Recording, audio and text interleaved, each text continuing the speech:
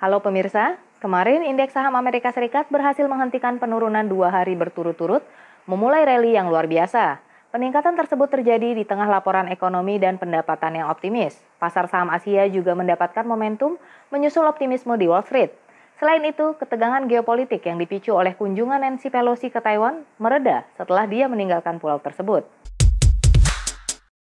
Menurut laporan, pesanan pabrik baru naik secara signifikan di bulan Juni. Biaya peralatan juga melebihi ekspektasi, sementara gangguan rantai pasokan dan tekanan inflasi tidak terlalu mempengaruhi angka tersebut. Indeks layanan PMI secara tak terduga melonjak ke level tertinggi 3 bulan, naik ke 56,7 di Juli dari 55,3 di Juni. Aktivitas yang tinggi di sektor jasa Amerika Serikat menunjukkan bahwa sektor manufaktur juga baik-baik saja. Ini berarti bahwa ekonomi Amerika belum tergelincir ke dalam resesi. Terlepas dari kekhawatiran tentang inflasi yang tinggi, tingkat suku bunga yang agresif dan PDB yang menyusut, pasar saham Amerika Serikat melonjak pada hari Rabu di tengah laporan kuartalan yang positif. Selera resiko tidak berkurang meskipun banyak pejabat Fed mendukung pengetatan moneter lebih lanjut. Presiden Fed San Francisco, Mary C. Daly, mendukung kenaikan suku bunga 50 basis poin pada bulan September.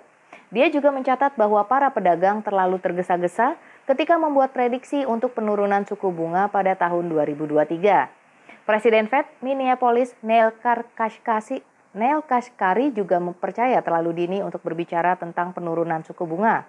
Jerome Powell mengatakan sebelumnya bahwa regulator dapat mempertimbangkan kenaikan suku bunga besar lainnya pada pertemuan September.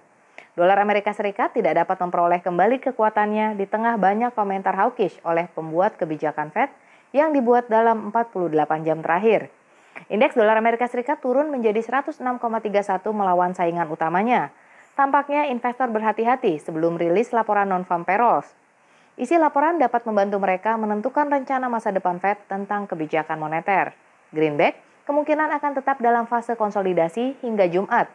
Pertumbuhannya sedikit difasilitasi oleh data PMI jasa yang positif. Namun demikian, itu bergerak di saluran bawah 106,25 sampai 106,51 dalam sesi Asia.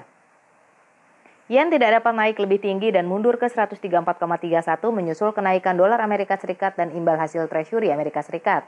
Setelah penurunan tajam dalam yen, saham perusahaan Jepang yang berorientasi ekspor naik. Ini meningkatkan sentimen investor.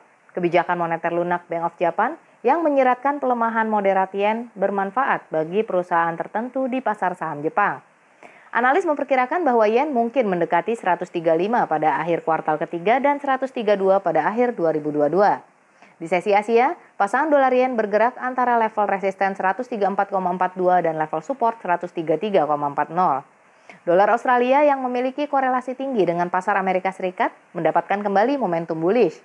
Selain itu, Australia meluncurkan statistik makro yang optimis. Surplus perdagangan Australia tetap positif, artinya volume ekspor melebihi volume impor.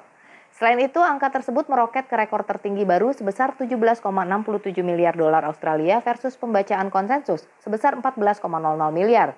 Namun ada beberapa faktor negatif juga. RBA mengkonfirmasi akan menaikkan suku bunga pada kecepatan yang lebih lambat.